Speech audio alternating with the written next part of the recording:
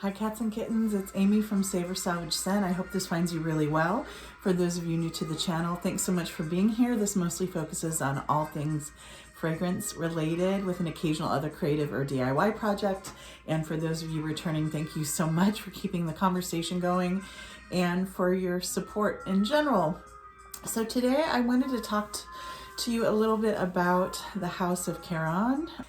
I was just kind of deep in my feelings the other day about how much I love their scents. We'll get to this in a minute, but my favorite scent in the whole world is a perfume collector. I think I own about 400 bottles of perfume and have probably tested thousands at this point. My favorite scent in the world is a Caron scent, and I've kind of extended my collection a little bit recently, but I was just really kind of reflecting the other day about the fact that the house seems to not be doing well in the US. So first, if any of you know anything about the house, I would love to know more. But when I was in Paris recently, about a year ago, I went into their shop. I had kind of a mixed experience. The shop's gorgeous, and I had dreamt about going to the shop for years and years and years since I saw, I think it was an article either in like Vogue or Bazaar, and it was about the house, and I saw pictures, this is probably in the early 2000s or late 90s, of the perfume taps in the shops. I'm going to add a few photographs here of my visit so you can get an idea. But the shop was gorgeous. To me, it has a very 90s aughts feel, but it was fabulous. I think the shops that had been here in the past, like I think there had been one in New York City, I believe they've closed, but again, if anybody knows something I don't, please let me know. But it's a really old house. I think it's been around since the early 1900s. The scents that I'm going to share with you today, there are, let's see, 1, 2, 3, 4, 5, 6, 7. And they range from the early 1900s to today. So about 100 years. And I'm just in love with them. And it's funny, even in the fragrance community and the collector community, I've only seen a few videos in my whole life about the house, and some of the scents can still be found super affordably. So I'm kind of like mystified. Regardless, I just think they're so gorgeous, and I want to celebrate them today and share with you some of my favorites and what I love about the house. So I'm going to kind of go from the oldest scents to the newest, and sometimes I don't share every note with you all, but I am going to share a lot about these scents because, again, I don't think hardly anybody's talking about them, so I want to share with you what I know, and I'm even going to show you like some of the packaging and such. So I am going to start with the scent that was released earliest in my collection. So this is Bain de Caron, or some people call it Royal Bain de Caron or Bain de Champagne. So, it looks like a champagne bottle. This is my second in my life, and I need a bigger bottle. I just fear that this is going to go out of commission. I don't know. This was first released in the early 1920s, like 1923. And I just love this vintage feel, and I kept some of the boxes from these Carons because I just have a feeling they might go away. So this is the box. It's amazing to me that this is 100 years old because, or at least was released 100 years ago. I bought this a few years ago. I love that the fact that this really old Art Deco feel of the design has remained. I love this cursive font. It says Caron. What does it say on the other side? Perry. On the right and left side of where it says Caron there. Just so beautiful. And this is really a splash, and it's considered a unisex scent. I actually think if this were sold today, it would be sold as a women's scent. The thing that it most reminds me of is Bain de Caron. So I was saying the thing that's most similar to me in my collection, in case it's helpful to get an idea of like what you're getting into, because I read about this for years, like years and years ago, and I was really on the fence because first, a lot of people are not crazy about it, although it has, you know, strident fans for sure. A lot of people say it smells like a barbershop scent. I mean, it does have like fougere qualities in the fact that it's like powdery, but I think if this were sold today, it would be sold as a women's scent. For those of you who don't know, I'm a big believer that you should wear whatever you like, no matter where you are on the gender spectrum and no matter who it's marketed to. This is just a gorgeous thing. And it reminds me a lot of Flower by Kenzo. That's like the most similar thing. And let me tell you a little bit about the notes. So first, it was released in 1923, so 100 years today, wild. The nose's name, and it seems to be the person who was the perfumer early in their kind of existence, was Ernest Daltroff. The top notes are lilac and rose. So the mid notes are Apoponax. Gosh, I hope I'm saying that right. I always struggle with that one. Benzoin, incense. The base notes are vanilla, amber, sandalwood, musk, and cedar. But really, what I get is like a powdery scent. That definitely has incense, resinous qualities, a little bit of floral. And the lilac does come out. I think it's hard to find scents that really do smell like lilac. It's a fantasy scent. I believe that lilac cannot be actually extracted from the flower, but I just mostly get like a beautiful, beautiful resinous kind of incensey powder from this, and it's great. And I meant to say that kind of like 4711, this is really a splash. And I did read, and I thought it was really interesting that like some of the other colognes or those kind of, I would say economical, but really old school splash fragrances, this is really popular in like spiritual practice apparently. And I read that in Haiti, it's like really, really, really popular as far as being used like in spiritual practice at the altar, that kind of thing. So I would love to know more if you've ever used it that way. So this is Bain de Caron by Caron. And I think I try not to do this too much, but I think I need to stock up on this because I'm afraid it might go away. Okay, next we jump all the way to 1993. So 70 years later, the next scent I ever got from Caron was Fleur de Rocaille, which I think means like rock flower, basically, if I've learned any French at all.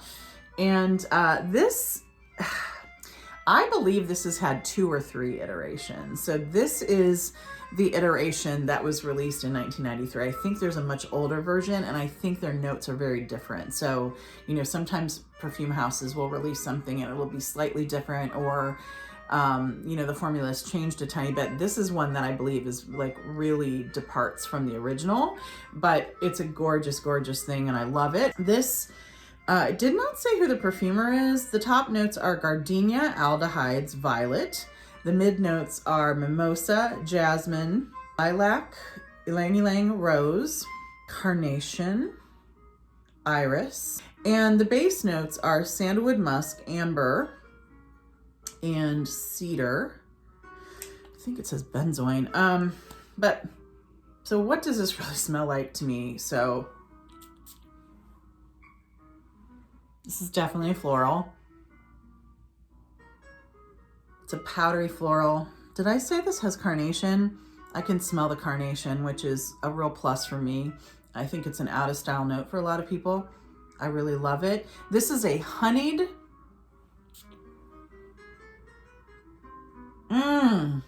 This is like a honeyed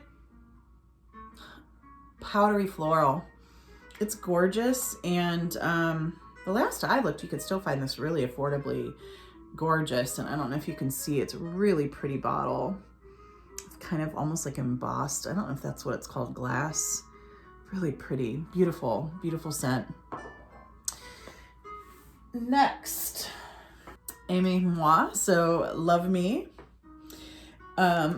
It is in this bottle. This is relatively new to my collection. You can see I've only put a small dent in it. And I just want to give you an idea of the box this comes in. This scent, I think, retails for like $250, $300. This is 3.5, and I found this, you can find it on some discounter sites for around 70, 80, but I found it for 50 online, kind of on super sale. I think the bottle shape alone is really pretty. It kind of reminds me of an urn. I'm not sure if it's supposed to, but it says, I don't know if you can see Caron in cursive at the bottom. And I believe they're moving away from these bottles. Actually, I'll show you the newer bottles, but this is such a gorgeous thing. Oh my gosh. So beyond the fact that I just love this house, part of the reason that I purchased this is because anise or licorice is a really prominent note. So this was designed by one of my favorite perfumers, Dominique Ripion. And the top notes are violet, anise, mint, cardamom, bergamot. The mid notes are iris, peach, magnolia, rose, and jasmine. And the base notes are wood, musk, vanilla, sandalwood, and amber. You know, sometimes I think the notes are helpful to know. For instance, you know, I was attracted to the fact that this had a licorice feel, but sometimes until you really got something, you can't really, it's like, well, how does that composition, like, how does it really work on skin? What are the most dominant things? Oh, and for me, oh my gosh, this is violet, incense, and anise. I mean, it is like, so think of some of the other violet scents that are popular, that are a little more candied, straightforward, sweet. Add a little incense and a little anise. It is so sophisticated. I have literally never heard a human talk about this perfume, which is so wild to me. It's so chic. Now, I will say, and especially the Bain de Caron, because it's made as a clone and a splash, these I find for the most part are kind of fleeting. I do much better with them if I spray them on clothes. They'll last like 3-4 hours if I spray them on clothes. Totally worth it to me because I'm just so in love with the DNA of this house. And again, there's a huge gap of time here between the oldest scent I own by them, early 20s, to today. But I feel like, kind of like Guerlain, there's definitely a DNA. I think there's, and it reminds me a little of Guerlain. It's like powdery, kind of rooty, incensey, but not just powder. It's like powdery scents with interest. And even though I said that Bain de Caron to me, I thought would be sold as a female marketed scent today, I actually think these would be sexy on anybody. I just think they're so beautiful and chic. So Aimez Moi is just an absolute beauty to me. And because of the incense kind of feel and the violet, which I think almost can have like, it has a fresh, springy, but almost a rooty feel, almost like iris does to me. I think this could be great on a man too, just so beautiful. So Aimez Moi. And I don't know if I said that was released, let's see, in 1996. So now we take a big leap to the last few years. And I'm going to show you the beautiful presentation. Again, I'm going to link some photos below from my visit to the shop. Long story short, it's not far from Champ Elysees. It's just like off a little street off the Champ Elysees. And going to the shop is absolutely gorgeous and the scents are amazing, but I wasn't treated super well in the shop, I'm just gonna say. I could tell, I won't get into it, but I was prejudged the second I walked in the store, and a few people walked in after me who you could tell were, I mean, at least by how they were dressed, wore very expensive clothes, and that is where the shopkeeper's interest went. Meanwhile, I was really interested and purchased a few things, so who knows, but all in the spirit of the house, I hope you'll still visit if you're in Paris, because the scents are amazing, and I hope my experience wasn't typical. But this is the beautiful bag. It's kind of got like this, I don't know if you can see, kind of embossed look around the edge, and really, really beautiful. And then I want to show you the box that the modern day, oh my gosh, I skipped over my favorite Caron. Hold please. How dare I? This is my favorite perfume of all times. And let's see, I didn't make notes for it because I know this one so well, so I'm gonna just tell you about it. This is Eau de Reglisse. Basically means like water scent of licorice. However, it's not just licorice for those of you who are afraid of licorice. This I actually think is as much about lemon verbena as it is licorice. I think this is perfectly unisex. There used to be a scent made by Caswell, or is it Caswell Massey? I hope I'm saying that right. A men's scent that was very lemon verbena focused, and an ex-partner of mine wore it, and it was surprising how similar our scents were at the time. This is like, I always say, it is tea with a lot of lemon. So it's a black tea, maybe even iced, with a lot of lemon, but definitely lemon verbena because it's got a bit of that herbal feel and licorice. And this to me is just, who knows why we like what we like. This thing just does it for me. No matter the time of year, if it's cold, if it's in the winter, it's refreshing and uplifting to me. I even wear it at night sometimes to kind of relax and go to bed. It is my favorite scent when it's wicked hot. It's really refreshing. It's so beautiful. I've known very few people, other people, to try it. And I would say the reviews are really split down the middle with those few people. People love it or do not like licorice. You know, it's that kind of thing. But for me, this Eau de Reglisse is beautiful. This is discontinued, sadly. It can still be found for sometimes $60, $70, which is a great price for today's standards for 3.4 ounce bottle. It's getting harder to find for sure. And this is one of the few bottles I have backups of because I will never be without this. If obviously as a collector, I am no longer a signature scent person, but if I had to choose one, it would probably be this. This or Chanel's Coromandel. Yeah, maybe both. Okay, so Eau de Reglisse by Caron. Mwah, love this thing. So back to today's Caron. Currently, I believe all of their scents, or at least probably 80 or 90%, are sold in these newfangled bottles. They kind of look like amulets or like charms. They're so beautiful. They have the old insignia of Caron around the sides. And the bigger bottles are like much deeper, and you can stack these. It's so cool. I would even I'd love to figure out how to wear this as a necklace. But this is what they look like. Now, again, really hard to find, if at all, in the US. So these are very expensive if you find them in the US. In the Paris shops, these are around 100 to 120, 130. And the bigger bottles are you don't really get much of a discount. They're they can get into 300, 400. So kind of spendy for me, but I love this house, and so I went to Paris last. I got a couple bottles. So I got Narcisse Blanc, and this was created in 2018. Now it's funny when you look up the scent. Oh, and by the way, they come in these beautiful boxes that open. Let's see, like so. And there's information about the house, etc. So this would be an incredible, luxurious gift to give for sure, for sure, for sure. I don't know if you can see the name is embossed on the box as well, not just on this label here. So Narcisse Blanc was first produced in 2018. It says that the nose is Ernest Daltroff, which there just can't be, because he's the person who was producing the perfumes 100 years ago. And so my guess is that this might be a re-release. The release date on this version is 2018. So the notes.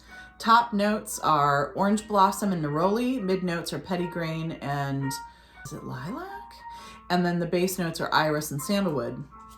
So the reason I fell for this, and I sprayed every perfume in that shop. I tested everything because I knew it was a once in a lifetime experience to be in Paris in that shop. And the reason I chose this, I love Narcissus or Daffodil. I love the smell of it. It's got this almost bitter, pungent, yet crisp and slightly sweet smell that just to me is absolutely spring. And that comes out in here. Now, that's not a note. I think, you know, the whole idea is to create something that feels like that. So I'm a lover of anything to do with orange blossom, petitgrain, neroli, and all of that comes through here. But you get that fresh, and it is like slightly bitter, but I just love it. Smell of like just cutting daffodils or narcissus. It is so beautiful. And this is one, I got a lot of compliments on it when I wore it last year when I came home. I was wearing it, you know, it was spring, and people would just say, you smell so clean, or you smell so nice. What are you wearing? So I really love this because hardly anybody knows about it here. And so you're not going to smell yourself coming and going, you know, kind of exciting that way. Next is, so if that's a spring scent or something that feels like spring, this is like the other perfume that I got is the quintessential to me fall, winter, cold weather perfume. This is Tabac Exquis, so exquisite tobacco. You can see how dark the juice is, which I think is really, really cool. Again, this beautiful bottle. And it's like the recent scents were all designed by the perfumer Jean-Jacques. This was first produced in 2021, so very recently. The top note is cinnamon, just one top note. The mid notes are tobacco, dark chocolate, iris, labdanum, myrrh, and jasmine. And the base notes are cacao, tonka bean, benzoin, ambroxan, and olibanum. So this is a gourmand. Oh gosh. Oh, this smells so good. This is, it's funny. I'm not a lover of chocolate when it's all by itself, but man, when it lends that like slightly gourmand, slightly earthy quality. So you've got tobacco, but it's not just tobacco. You've got this gourmand nature from the chocolate, but also the iris is like slightly powdery, kind of rooty. Oh my gosh, this is just divine. It's divine. And I only heard like one or two people talk about this. I would love to know if any of you have tried it, if you're interested in it. It is gorgeous. I cannot recommend this enough. If you like, I would say gourmand, but a gourmand of interest, a gourmand that's really unique, very artsy. And again, I find this perfectly unisex. Like, it's just so beautiful. I cannot stop smelling it, as you can see.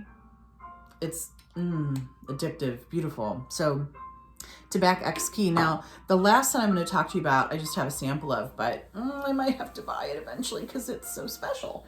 All right, so when you purchase something there, they throw a few samples in. And in my case, they were all of the scent called, I hope I'm pronouncing this right, Rose Croquante, which essentially means like crunchy, kind of fresh rose. And to me, the reason it's called that, it has a lot of cucumber in it. So this was just released in 2022, again by Jean-Jacques. The notes are, and it doesn't say what are the top, mid, and base notes, though we can probably guess. So it says the notes are cucumber, rose, and bergamot. I bet those are the top notes. Then jasmine, sambac, cedar, mandarin, and then my guess is the base notes are musk and peach. So I'm gonna spray this. I haven't worn it for a while. Oh, that is so gorgeous. Oh my gosh. So I kind of learned to love rose later in my perfume collecting. I've probably only really loved rose, I mean, maybe 15 years, but there were only a few I really loved in the beginning. This is so unique.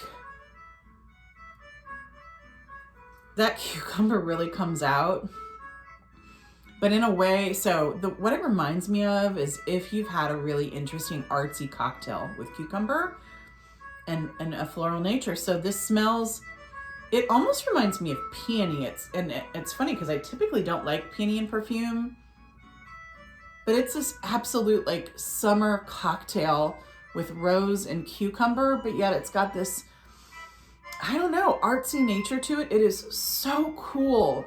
And this lasts on me. Now, some of these are fleeting, like they just last a few hours. Now, that's totally worth it to me. My scents don't always need to be beast mode, but for a rose scent, I find this to be lasting, and I find it super unique for a rose scent.